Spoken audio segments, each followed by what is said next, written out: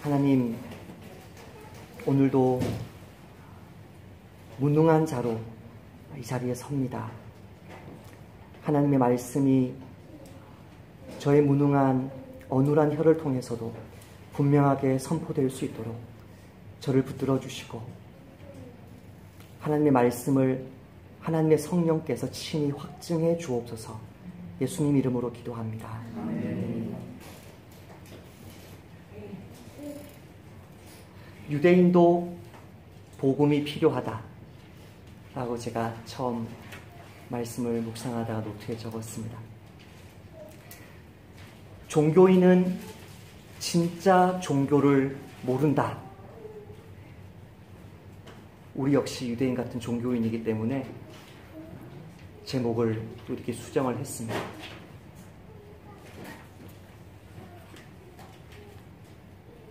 종교인은 진짜 종교를 모른다. 종교인들 중에서 가장 독실한 종교인들이 유대교인 아닙니까? 이슬람 교인 아닙니까? 기독교인 아닙니까? 이 땅에 유일신을 믿는 그 세 종교, 아브라함 종교라고 하는데요. 가장 독실한 그 종교인들 중에 하나인 유대인에게도 복음이 필요한 것을 지난주, 이번 주, 다음 주 이렇게 이어가면서 처음에는 죄인에게 복음이 필요하다.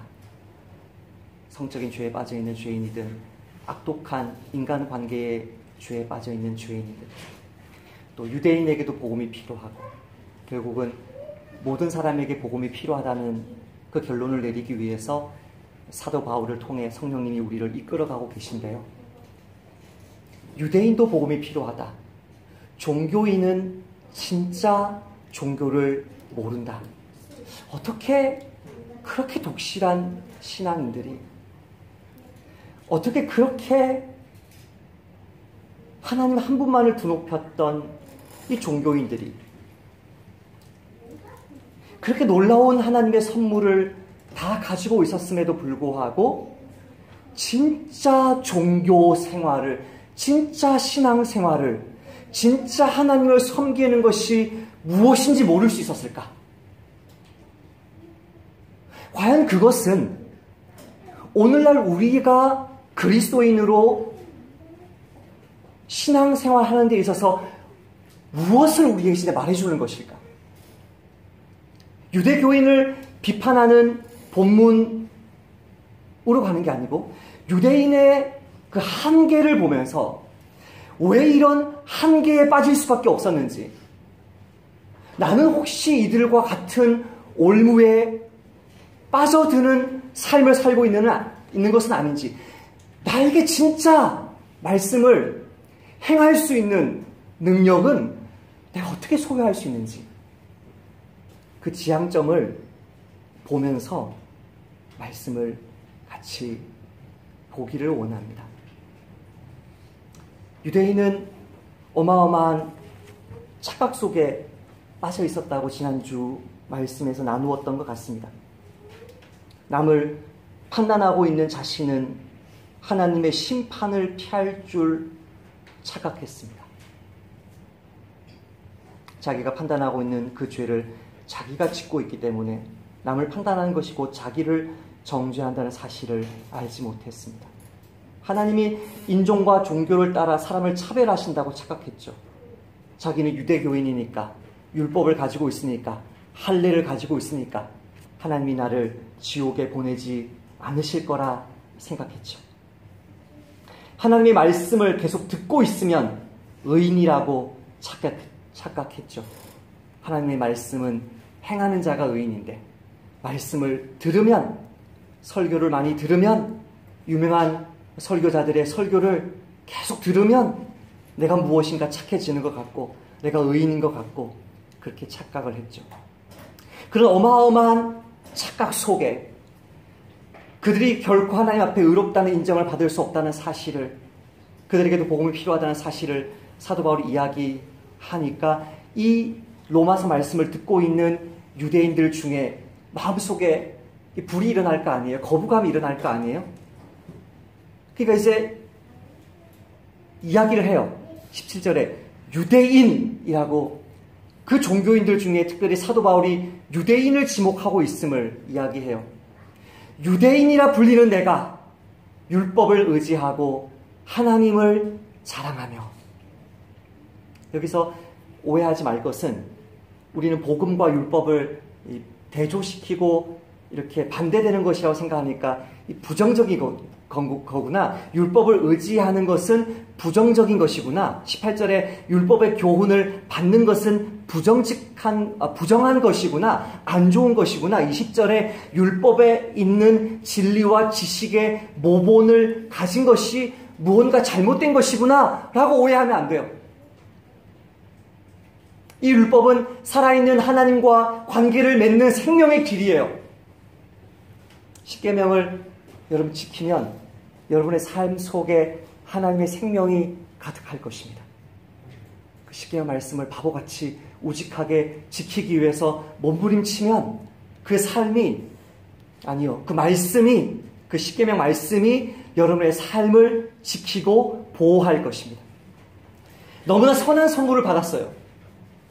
유대인이라 불리는 내가 율법을 의지하며, 이렇게 선한 율법을 주셨다니 우리 하나님 너무 좋으신 분이다.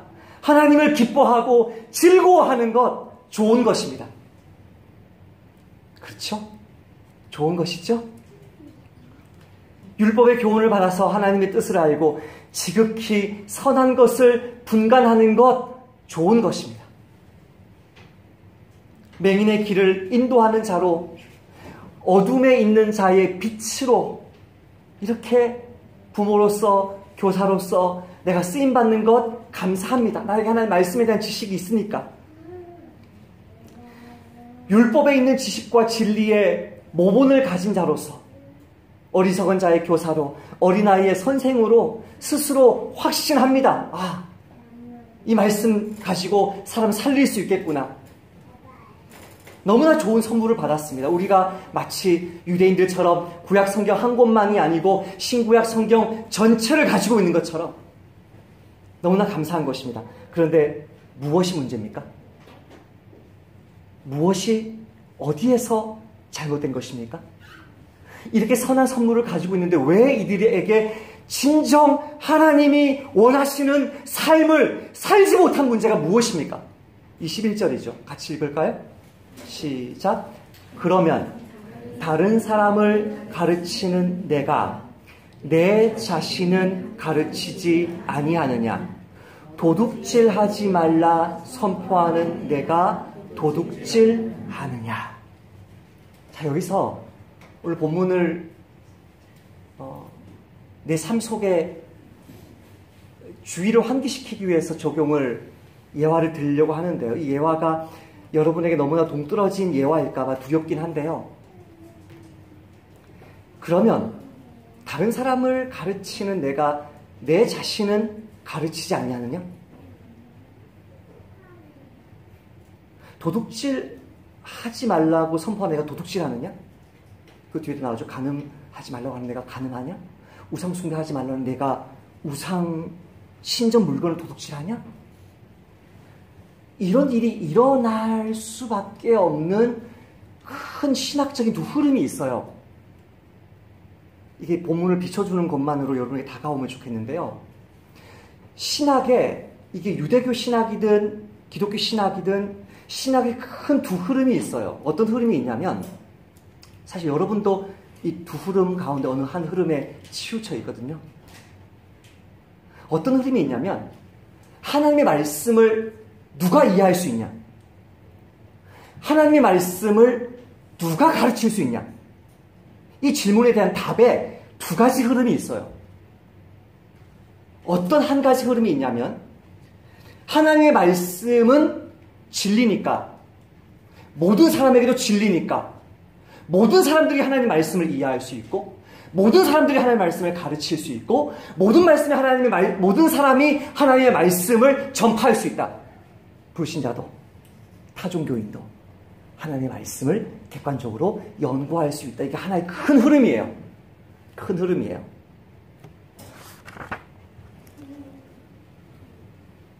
토마스 아퀴나스가 카톨릭 신학에서 가장 유명한 신학자거든요. 토마스 아퀴나스가 이런 말을 해요. 신학은 성경 연구를 하는 신학은, 율법이든 복음이든 신학은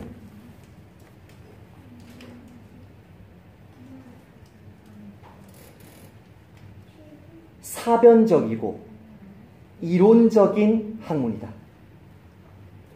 신학은 사변적이고 이론적인 학문이기 때문에 머리 좋은 사람, 철학을 전공한 사람, 토마스 아퀴나스처럼 아리스토텔레스의 그 형이상학에 정통한 사람은 신학을 할 수 있는 거죠. 제가 최근에 서평을 쓰면서 톰 나이트라는 사람의 서평을 썼어요. 톰 나이트의 책을 제가 배울 부분이 많은 분이기 때문에 그 책을 읽혀야 되기 때문에 먼저 톰 나이트에 대해서 여러분에게 소개를 하는 것이 저의 책임이라고 생각해서 톰 나이트에 대한 서평을 썼는데요. 톰 나이트가 이렇게 말해요.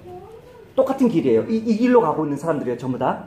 톰 나이트가 이렇게 얘기해요. 신학은 항상 공적인 조사와 질문의 대상이다. 성경 말씀은 항상 공적인 조사와 질문의 대상이다. 불신자도 이 성경 질문하고 조사하면 진리를 파악할 수 있고 이 성경이 옳은지 틀린지 알 수 있다는 거죠.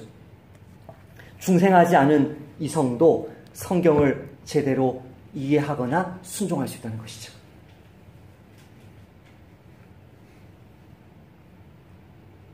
많은 사람들이 여기에 반기를 듭니다.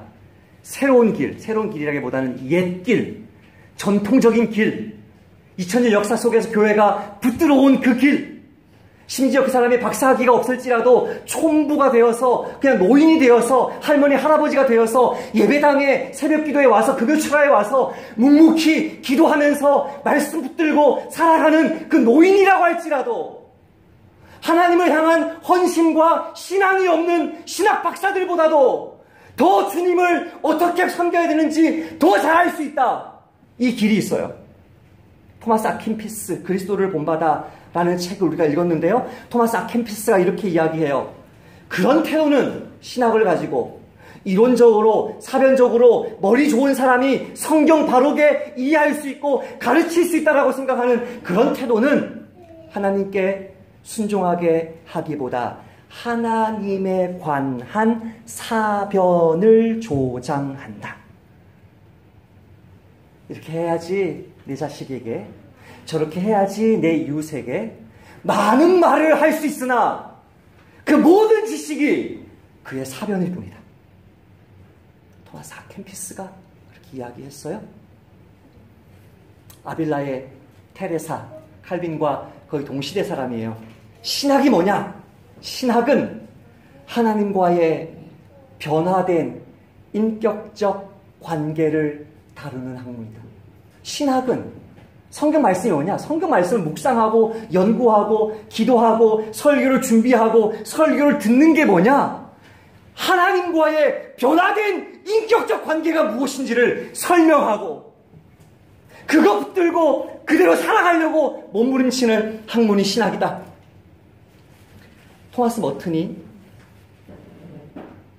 신학이 뭐냐? 신학은 그 신학의 극치는, 그 신학의 가장 아름다운 완성은 하나님 임재 속에 머무는 것이다. 이게 신학의 두 흐름이에요. 경건 생활의 두 흐름이에요. 종교 생활의 두 흐름이에요. 하나님의 말씀을 대하는 두 근본적인 서로 다른 자세란 말이죠. 사람이 안 변해요? 신앙생활해도 사람이 안 변해요? 나그네 교회 성도들 3년 반 동안 안 변하셨어요? 그건 가짜예요. 그거는 하나님 말씀이 가짜거나 여기서 가르치는 신학이 가짜거나 제 설교가 가짜거나. 잊을 수 없어요.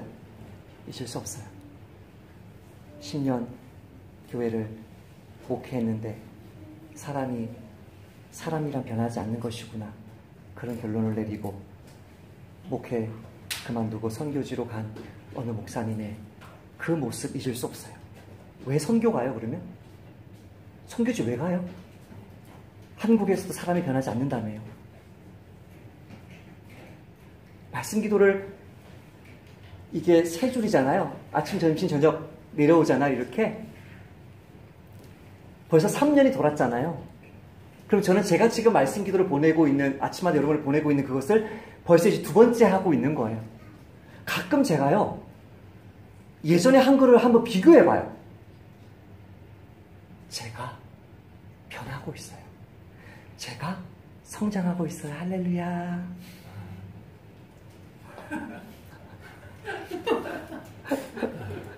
상처님 이제 속으로 왜 웃으세요?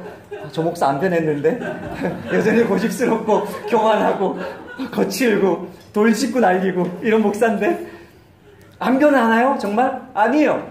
신학은 하나님과 우리의 변화된 관계를 다루는 학문이라고요. 네? 지금 유대인들이 어떻게 신학하고 있어요? 이 길 가고 있어요. 정말 신학은 헌신을 요구하는 학문인데 그 자체로 진리는 헌신을 요청해요. 신학은 하나님께 예배하기 위한 도구예요. 성경 지식은 하나님께 순종하기 위한 도구예요. 신학은, 설교는 교회를 섬기는 거예요. 교회가 더 순종 잘하라고 섬기는 거예요. 어떻게 이것을 객관적으로 거리를 두고 선포할 수 있어요, 이 신학을? 유대인들이 지금 하고 있는 이 율법을 어떻게 다루고 있어요? 헌신하지 않아요. 자기가 순종하지 않아요. 굴복하지 않아요. 경배하지 않아요. 그러면서 남을 가르치고 있어요. 이 신학의 두 큰 흐름 속에 이 흐름을 강조하는 신학교들이 일반 대학 안에 있는 신학교들이고요. 그것을 더 세게 밀어붙이는 학부가 종교학과예요. 종교학과. 하나님을 다뤄요. 신을 다뤄요. 성경을 말해요. 창세기가 어떠니 저떠니 많이 이야기해요. 네? 제가 읽어볼까요? 우리나라 최고의 학부의 종교학과 교수님의 글을 한번 읽어볼까요? 얼마나 이 사람이 예수 믿지도 않으면서 성경을 막 함부로 다루는지. 창세기 1장에서 신은, 잘 들어보세요. 거짓말들이에요, 전부 다. 우리 아이들 하원아 조심해서 들어야 돼. 창세기 1장에서 신은, 하나님은 우리의 형상대로, 우리의 모습대로 인간을 만들자고 합니다. 제가 다 이게 뉴스에 나온, 이게 하도 유명한 교수니까 뉴스에 나온 거를 제가 스크랩 해놓은 거를 카톡에 제 카톡에 항상 쌓아놓거든요. 그걸 제가 다시 찾아서 지금 쓴 거예요. 창세기 1장에서 하나님은 우리가 우리의 형상대로, 우리의 모습대로 인간을 만들자고 합니다. 달리 말하면, 자, 여기서 왜곡이 일어납니다. 달리 말하면 창세기 1장의 저자는 신이 인간의 형상을 하고 있다고 말한 것입니다. 미쳤죠?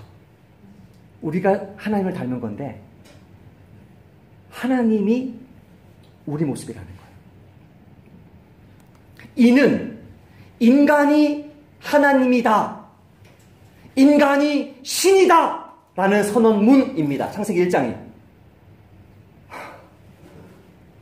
왜 오셨어요, 예배? 당신들 신이신데? 왜 죄를 고백하셨어요?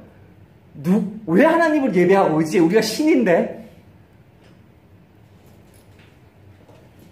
인간이 신이기 때문에 이후 기독교 신학자들의 번역이 다 틀린 것입니다. 인간이 신이라고 선언한 사람이 바로 예수입니다.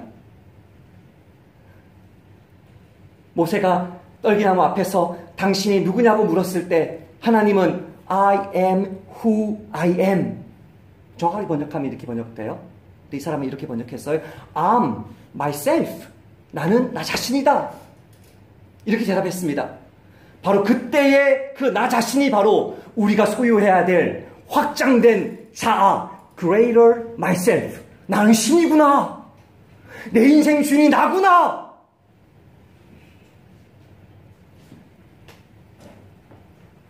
불신자가 신학할 수 있습니까? 불신자가 하나님의 말씀을 연구하고 가르칠 수 있습니까? 그때 어떤 일이 생깁니까?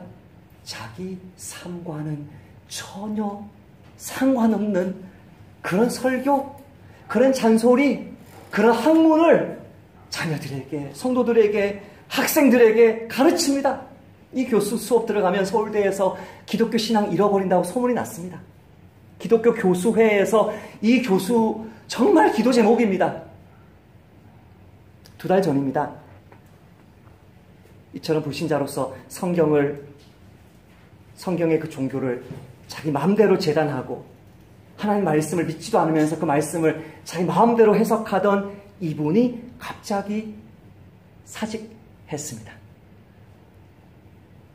자신의 단행본과 논문들을 표절한 것을 우리 개신교 안에서 유명한 목사님들이나 이런 신학자들, 교수들 중에서 논문 표절한 것을 찾아내는 전문 그룹이 있어요. 원주에, 강원도 원주에. 그 목사님 제안만 한 거예요. 얘기만 한 거예요. 당신 이거 영미권 학자들 책 그대로 번역 이렇게 표절했는데 어찌된 것입니까? 그거를 자기가 변호를 하고 책임을 지거나 거기에 대해서 디펜스를 해야 되는데 사표를 냈습니다. 그럼 한 달 말씀이 안 그래도 사표 내려고 그랬는데 그냥 이렇게 우연히 겹친 거라고. 다른 사람을 가르치는 내가 너 자신은 가르치지 아니하느냐. 도둑질하지 말라고 하는 내가 도둑질하느냐. 간음하지 말라고 말하는 내가 간음하느냐. 우상 숭배하지 말라고 하는 내가 우상은 숭배하지 않지만 우상이 만들어진 그 금, 은은 탐하느냐. 왜 이들은 이렇게 어마어마한 지식을 소유하고 이처럼 엄청난 하나님의 선한 선물을 소유했음에도 불구하고 참된 신앙생활이 무엇인지 알지 못했습니까? 신학을, 하나님의 말씀을 어떻게 다루었습니까? 헌신 없이, 하나님을 경배함 없이, 섬김 없이 하나님의 말씀을 다룰 때 성경 지식은 점점 커져가는데 그 성경 지식과 그 자신은 전혀 상관없는 사람으로 변질되어 가고, 그것이 1년, 2년, 3년, 10년, 20년 반복적으로 신앙생활을 하게 될 때 저와 여러분은 다른 사람의 죄악들에 대해서 너무나 정확하게 보는 사람이 되지만 나 자신은 하나님을 예배하지 못하고 하나님을 섬기지 못하는 사람이 됩니다. 하나님을 경배하는 신학하시는 저와 여러분 되시기를 권면드립니다. 두 번째로 이들이 하나님으로부터 받은 선물은 무엇이었습니까? 그 선한 선물은 할례였습니다. 25절인데요.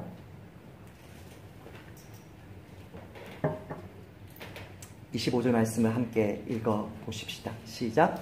내가 율법을 행하면 할례가 유익하나 만일 율법을 범하면 내 할례는 무할례가 되었느니라.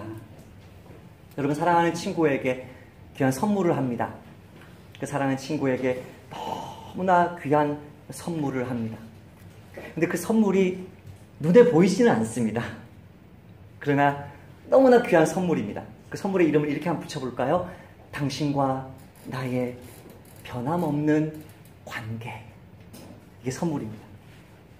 이 선물을 그에게 주기 위해서 여러분, 눈에 보이는 것을, 눈에 보이지 않는 그 귀한 선물을 상징하고 나타내는 것으로 표현하기를 여러분은 기뻐할 것입니다. 그래서 뭘 주십니까? 약혼 반지, 결혼 반지를 줍니다. 여러분, 결혼 반지, 약혼 반지 귀합니까? 귀하지 않습니까? 귀합니다. 이것이 왜 귀합니까? 이것이 나타내고 상징하는 그 변하지 않는 사랑의 관계가 너무나 귀하기 때문입니다. 근데 만약에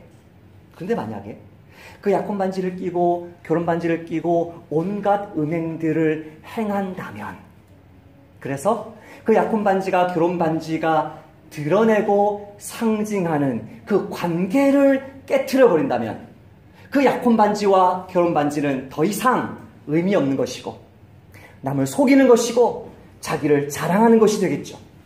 할례는 무엇입니까? 이스라엘 백성들과 유대인들의 변하지 않는 언약 관계를 나타내고 상징하는 것입니다. 하나님과 이스라엘은 결혼했습니다. 신랑과 신부입니다. 하나님과 이스라엘 백성들은 왕과 백성입니다. 하나님과 이스라엘 백성들은 아버지와 자녀입니다. 이 변할 수 없는 어마어마한 관계를 나타내고 드러내는 것이 할례고 우리의 세례이기 때문에 할례는 불필요한 게 아닙니다. 믿으면 되지 뭐. 예수님 영접하면 되지 뭘 세례받아. 그게 아닙니다. 너무나 귀한 관계를 드러내기 때문에 그 상징하는 것은 굉장히 중요한 것입니다. 할례는 유익한 것입니다. 그런 의미에서. 할례는 값진 것입니다. 할례는 주님의 사랑의 추억에 잠기고 그 사랑 안에서 안식하고 안심할 수 있도록 주신 것입니다. 근데 유대인이 율법의 규례를 어겨버리면 그 사랑의 관계, 언약의 관계, 순종의 관계를 명하는 그 율법의 규례를 어겨버리면 사실 그 사람은 할례를 받지 못한 것과 다름없죠. 그런 관계가 아닌 것과 다름없죠. 자, 여기서 저와 여러분의 관계되는 이야기가 나옵니다. 27절 말씀 같이 읽어보십시다. 시작. 또한 본래 무할례자가 율법을 온전히 지키면 율법 조문과 할례를 가지고서도 율법을 범하는 너를 정죄하지 아니하겠느냐.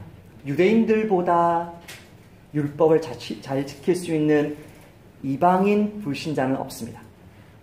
이것은 이방인, 할례받지 못한 이방인 그리스도인을 의미합니다. 너희 의가 바리새인들보다 서기관들보다 낫지 아니하면 결탄코 천국에 들어갈 수 없다고 말씀하신 그 예수님의 말씀을 아멘으로 받은 예수의 제자는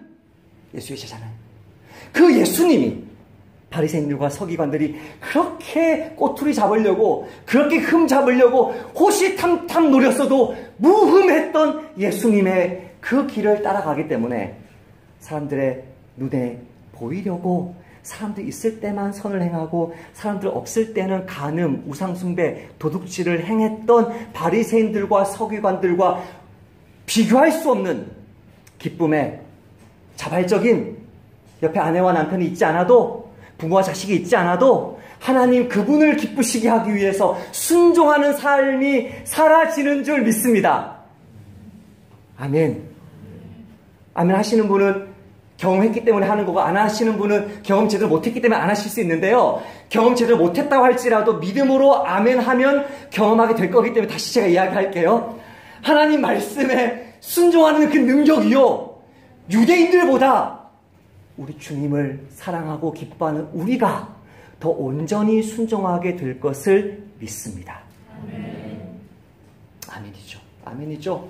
27절을 제가 한번 읽어볼까요? 또한 본래 무할례자가 율법을 온전히 지키면 율법 조문 26절 죄송합니다. 26절 읽겠습니다. 그런즉 무할례자가 율법의 규례를 지키면 그 무할례를 할례와 같이 여길 것이 아니냐. 자, 직역해볼까요? 그런즉 무할례자가 율법의 규례를 지키면 그 무할례가 할례와 같이 여겨질 것이 아니냐. 하나님의 백성이 아니었던 자가 하나님의 백성으로 여겨질 것 아니냐. 의롭지 못했던 자가 의로운 자로 여겨질 것 아니냐. 이게 다 그리스도인에게 썼던 표현들이죠. 하나님의 말씀을 순종하지 못했던 내가 하나님의 말씀을 순종하는 것을 통해서 변화되어 가는 것을 우리는 봅니다. 그 변화되어 가는 모습을 보면서 유대인들이 정죄를 받습니다. 나는 할례 받았는데, 나는 하나님의 백성이란 표를 내 몸에 가지고 있는데, 나는 율법을 가지고 있는데 도대체 쟤네들은 뭐야? 사도 바울 얘는 뭐야? 이 사람들 도대체 어떻게 하는 거야? 사도 바울이 새로운 시대가 왔음을 설명해 줍니다. 28절과 29절입니다. 무릇 표면적 유대인이, 겉모습이 유대인인 사람이 유대인이 아니요 표면적 육신의 할례가 아니니라. 오직 이면적 유대인, 내면적인 은밀한 유대인이며 할례는 마음에 할지니 영에 있고 율법 조문에 있지 아니한 것이라. 여러분 묻겠습니다. 여기서 육신의 이 육신과 대조되는 것이 뭐죠? 우리 마음이죠. 육신의 할례를 받았습니다. 근데 마음에는 할례를 받지 못했습니다. 그럼 육신의 할례를 주는 것은 무엇이었습니까? 율법이었습니다. 그렇죠? 이 마음의 할례를 주는 것은 무엇입니까? 따라서 합시다. 성령이다. 영에 있고 율법 조문에 있지 아니한 것이라. 여기서 답이 나옵니다. 왜 유대인들이 하나님의 말씀을 순종하지 못했습니까? 그 말씀이 너무 무거웠습니다. 그 말씀이 너무 무거우니까 그 말씀을 자기들이 지키지 못했습니다. 또 무거운 짐을 묶어 사람의 어깨에 지우되 자기는 이것을 한 손가락으로도 움직이려 하지 아니하며, 너무 무거우니까 남한테 이걸 짊어지게 해놓고 자기가 너무 무거우니까 이 무거운 짐을 자기는 지지 못하는 거예요. 우리 예수님의 짐이 어떻게 가벼운 짐이 되는 거죠? 수고하고 무거운 짐진 자들아 다 내게로 오라. 내가 너희를 쉬게 하리라. 나는 마음이 온유하고 겸손하니 나의 멍에를 메고 내게 배우라. 내게 배우라. 그리하면 너희 마음이 쉼을 얻으리니 이는 내 멍에는 쉽고 내 짐은 가벼움이라 하시니라. 어떻게 배웁니까? 예수님의 말씀으로 배웁니다. 어떻게 배웁니까? 예수님의 성령이 내 마음을 감동해 주심으로 배웁니다. 주님의 말씀이 무거워 보이고 힘들어 보이고 너무나 엄청난 말씀이어서 그 말씀을 제대로 지키기가 너무나 어려운데 성령님이 내 마음을 변화시켜 주니까 그 말씀을 지키고 순종하고 싶은 기쁨이 샘솟는 것입니다. 샘솟는 것입니다. 신명기 말씀에 재미있는 말씀이 있습니다. 신명기 6장 5절에서 이렇게 말합니다. 너는 마음을 다하고 성품을 다하고 힘을 다하여 내 하나님 여호와를 사랑하라. 아멘입니까? 아멘. 근데 사랑하기 쉽습니까? 인용자매, 이번 주에 사랑하기 쉽던가요?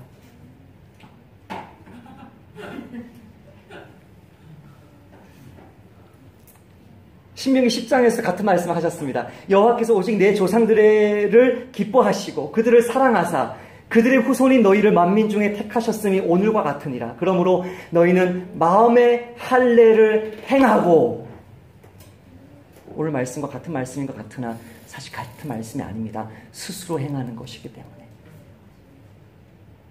착하게 살아보려고, 변화되어 보려고, 새 마음 가져보려고, 말씀대로 지켜보려고 너 마음의 할례를 행하고 다시는 목을 곧게 하지 말라. 신명기 6장도 신명기 10장도 같은 말씀하십니다. 그런데 이스라엘 백성들이 그렇게 사라졌습니까? 바리새인이 서기관이 그렇게 사라졌습니까? 아니요. 아니요.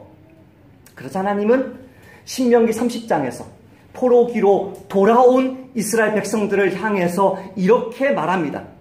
포로기에 돌아온 이스라엘 백성들에 대하여 이렇게 말합니다. 내 하나님 여호와께서 내 마음과 내 자손의 마음에 할례를 베푸사 마음을 다하여 뜻을 다하여 내 하나님 여호와를 사랑하게 하사 너로 생명을 얻게 하실 것이며. 아멘. 나의 힘으로 하는 것이 아닙니다. 나의 노력으로 하는 것이 아닙니다. 나의 지식으로 하는 것이 아닙니다. 내 속에서 성령님이 힘들고 어려운데 사랑하고 용서하는 것, 힘들고 어려운데 그 자리 신실하게 지켜내는 것, 힘들고 어려운데 남 보지 않을 때도 말씀 순종하는 것, 힘들고 어려운데 성령님이 내 속에서 그 일을 하게 하시는 것을 믿으시기를 축복합니다. 하나님의 성령으로 봉사하며 그리스도 예수로 자랑하고 육체를 신뢰하지 아니하는 우리가 곧 할례 바라. 하나님의 성령으로 봉사합니다. 순종합니다. 예수 그리스도로 자랑합니다. 우리의 육체를 믿지 않습니다. 신뢰하지 않습니다. 주님만 의지합니다. 우리가 진짜 할례 받은 하나님의 백성이다. 환난은 인내를, 환난 중에 인내한대요. 인내는 연단을 점점 연단받아 간대요. 우리가 성장해 간대요. 그 연단은 소망을, 내 삶이 이렇게 변화되고 있는데 주님 다시 오셨을 때는 얼마나 아름답게 내 삶이 펼쳐질까, 소망을 이루는 줄 알미라. 그 소망 가짜 아니야? 그 소망 너 자기 암시 아니야? 그 소망이 우리를 부끄럽게 하지 아니함은 우리에게 주신 성령으로 말미암아 하나님의 사랑이 우리 마음에 부은 바 됨이니, 그 성령님이 내 마음속에 주님의 사랑을 부어주니까 내가 죄짓고 싶고 불순종하고 싶고 내 마음대로 살고 싶은 그 욕망보다 더 어마어마하게 어떤 거죠? 인내하고 싶고 연단받고 싶고 그 속에서 소망 중에 자라가고 싶은 열망이 더 커져서 능히 순종을 하게 하시는 은혜가 우리에게 임하는 것입니다. 그러므로 우리는 어떻게 해야 됩니까? 믿어야 됩니다. 다시 믿음으로 돌아가야 됩니다. 믿음에서 믿음으로, 처음부터 끝까지 믿음으로, 오직 믿음으로 이 복음 붙들지 않으면 여러분 말씀 순종 불가능합니다. 너희에게 성령을 주시고 너희 가운데서 능력을, 어떤 능력을? 순종의 능력을 행하시는 이의 일이 율법의 행위에서냐 혹은 듣고 믿음에서냐? 복음을 듣고 믿음으로 성령 주십니다. 아멘. 이미 성령 받은 나도 말씀 믿고 또 믿을 때 그 성령님이 나에게 능력과 힘 주셔서 불순종의 길 걷지 않고 너희 가운데 능력을 행하시는 하나님의 능력을 체험하도록 역사해 주십니다. 도와주십니다. 붙들어 주십니다. 아멘입니까?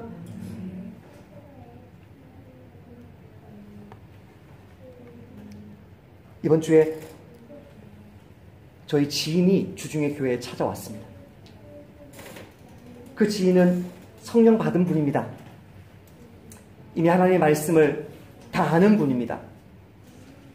근데 그분에게 찾아온 유혹은 너무나 큰 것입니다.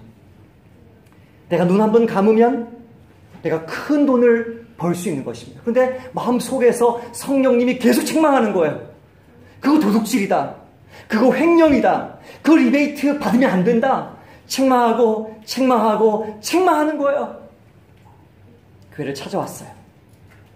이야기를 나누는 가운데 제 안에서 동일하신 성령님이 너무나 정확하게 이야기하신 그 부분, 심지어 제가 이번 주에 책을 정독한 그 부분, 어떤 크리스찬 사업가가 불신자와 함께 사업을 하는데 이 불신자는 리베이트를 받고 불신자는 뇌물을 갖다 바치고 이 불신자는 부정적으로 사업을 하는 사람이에요.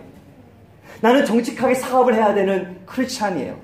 근데 이 사람과 대화를 하면서 일을 진행시켜가면서 뭔가 기름직한 게 보이는 거예요. 분명히 부정을 행하고 있는 거예요. 근데 이 사람이 그렇게 생각한 거예요. 합리화를 시킨 거예요. 나는 크리스찬인데 어떻게 세상 사람들과 전혀 섞이지 않고 내가 사업을 할 수 있을까? 그렇게 해서 뭔가 캥기는 부분이 있었음에도 불구하고 사업을 진척시켰더니 알고 보니까 이 사람이 뇌물 바치는 사람이었고 더 큰 뇌물 바친 사람에게 사업권 넘어가 버리고 이 사람과 자기는 그 사업권을 따내지 못하는 일을 겪으면서 하나님이 이 사업가를, 크리스찬 사업가를 철저하게 정직하게 믿음으로만 말씀 순종하는 삶으로만 사업하도록 하셨다는 그 책을 읽은 그 다음날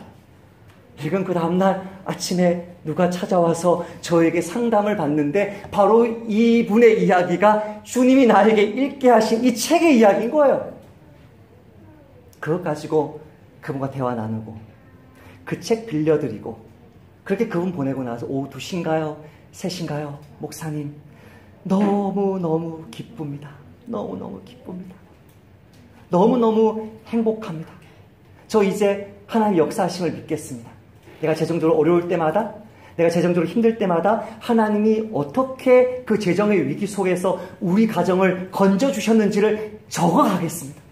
역사하심을 적어가겠습니다. 나는 타협하지 않겠습니다. 이제는 바른 길 가겠습니다.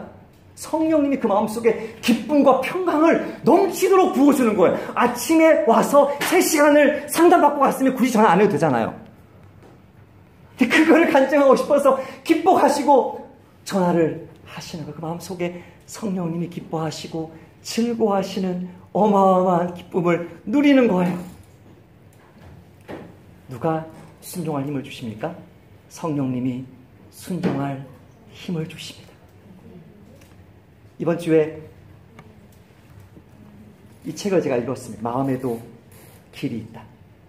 저는 신학을 하는 사람이니까, 저는 직업병이 있으니까 어떤 책을 읽어도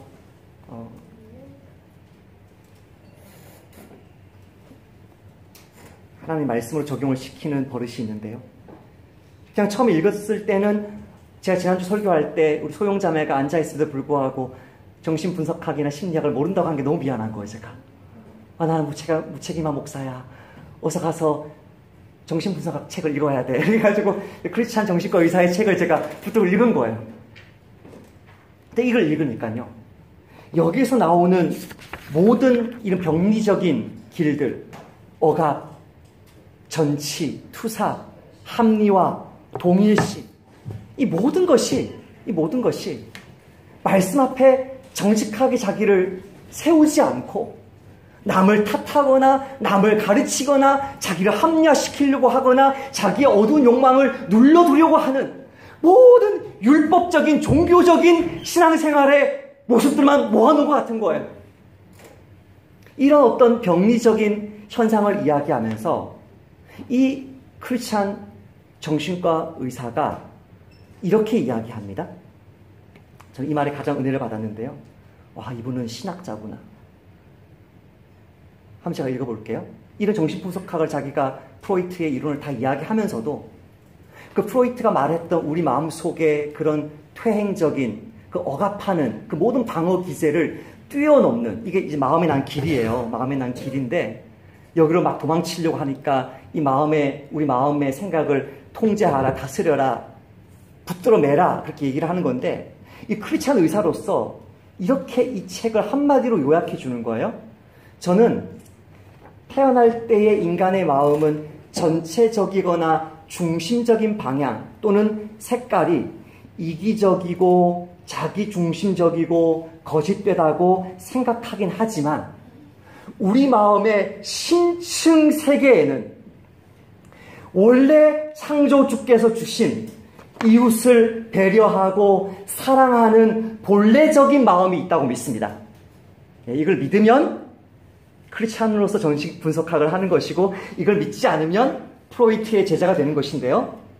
우리의 심층 세계에서는 하나님을 알만한 것이 그에게 보인다고 했는데, 우리의 심층 세계에서는, 마음에 그 무의식보다 더 깊은 우리의 영혼에는 원래 창조주께서 주신 이웃을 배려하고 사랑하고 정직하게 나를 있는 모습 그대로 내어 보이고자 하는 건강한 그 모습이 있다는 거죠. 그래서 그런 본래적인 마음을 제대로 살리지 못하고 살아가는 사람에게는 제가 이 책에서 제시하는 정신분석학 개념들이 잘 들어맞겠지만, 그 성숙한 길을 걷고 있는 사람들에게는 그 사람이 성숙한 그만큼 이 책의 개념이 잘 들어맞지 못할 것입니다. 와, 놀랍지 않아요? 자기가, 정신과 의사가 자기 전공을 부정하는 말을 했어요.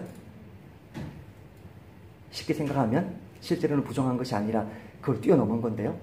그들의 마음에는, 그 마음속에 하나님이 심어주신 그 진짜 본래의 길을 따르는 그 사람들의 마음에는 자기중심적이고 이기적인 부분이 계속해서 이 사람에게 독재적인 힘을 행사하지 못하고 오히려 그것을 저항하는 이타적이고 타인 중심적인 부분이 강하게 영향력을 발휘하게 될 것인데, 그 사람이 인격적으로 성숙한 사람이라는 거예요. 저는 이 말을 듣고 이 책을 다시 봤어요. 길이 있어요. 이 길을 이 표지에서 왜 그려놨죠? 아마도 퇴행적인 자기를 방어하는 그런 모습들의 길로 이 길을 그려놨겠죠. 마음에도 길이 있다고 했으니까. 근데 저는 이 길이 뭐라고 보이냐면, 이제 하나님이 성령으로 나에게 새롭게 내어주신 길이라고 보이는 거예요. 요 옆에 있는 가시덤불에, 숲에, 오물에, 미움에, 다툼에, 온갖 합리화에 이런 길들은 우리를 해치는 길이고, 주님이 한데 덮여 있었고 막혀 있었고 우리 죄로 꽉 돌짝밭이었던 이 길을 주님의 십자가 보혈로 빨간색, 성령으로 하얀색, 황금색 이렇게 열어주신 새 길이 났구나. 주님, 나는 이 길 가겠습니다. 이번 한 주도 내 생각과 내 야망과 내 모든 욕심이 악을 행하려고 하고 미운 사람 미워하려고 하고 어리석은 길로 갈 때마다 주님의 보혈로 성령으로 내 핵심 이 길 가겠습니다. 믿습니다. 주님 도와주십시오. 그 결심했습니다. 사랑하는 여러분, 이 새 길 가십시다. 이 새 길 걸어가십시다. 내 마음의 새 길이 났다. 또 다른 제목인데요, 성령님이 복음을 믿음을 통해서 우리에게 내어주신 그 길을 게으름 때문에, 세상 사람 때문에, 인터넷 때문에, 오락게임 때문에, 세상 근심 때문에 돌짝밭으로 가시밭으로 덮이지 않도록 기도와 말씀 속에 머물며 예배 자리에 머물며 말씀 붙들고 아멘 아멘 믿습니다. 주님 나는 해낼 것입니다. 그 믿음 붙들고 이 길 계속해서 닦아나가시는, 깨끗하고 아름답고 걷고 싶은 길로 지켜내시는 나그네 교회 성도들 되시기를 믿음으로 축복합니다. 아버지 감사합니다. 그렇게 어마어마한 하나님의 선물인 구약 성경, 율법과 할례, 결혼 반지와 같은 그 고귀한 것을 받은 자들이 어떻게 참된 종교를, 참된 신앙을 맛볼 수 없었습니까? 오 주님, 하나님의 말씀을 헌신의 태도로, 순종의 태도로, 예배의 태도로, 섬김의 태도로 받지 않고 그 말씀을 써먹으려고만 하고 그 말씀과 자기는 거리를 두면서 남에게 적용시키고 남을 얽매이려고 하였던 그 율법주의가 또 마음속으로 정말 우리 마음을 성령님께서 바꾸어 주시고 새롭게 해주시고 말씀과 기도의 자리에서 항상 새롭게 해주지 않으시면 말씀 지키고 싶은 열망도 욕심도 기쁨도 없어지는 것이 당연한데, 기도 생활 없이, 예배 생활 없이, 말씀과 기도, 말씀 묵상 없이 그리스도인답게 살려고 했던 우리의 어리석음이 문제였다는 것을 알게 되었습니다. 주여 성령으로 주의 십자가 보혈로 새롭게 내신 이 길을 이번 한 주 저 스스로 우리 성령님 한 분 의지하여 또 우리 나그네 교회 전체가 주님의 한 몸 된 교회로 살아내고자 하오니 믿음에서 믿음으로, 처음부터 끝까지 믿음으로, 오직 믿음으로 살아서 승리하는 한 주 되게 하여 주옵소서. 예수님의 이름으로 기도하옵나이다.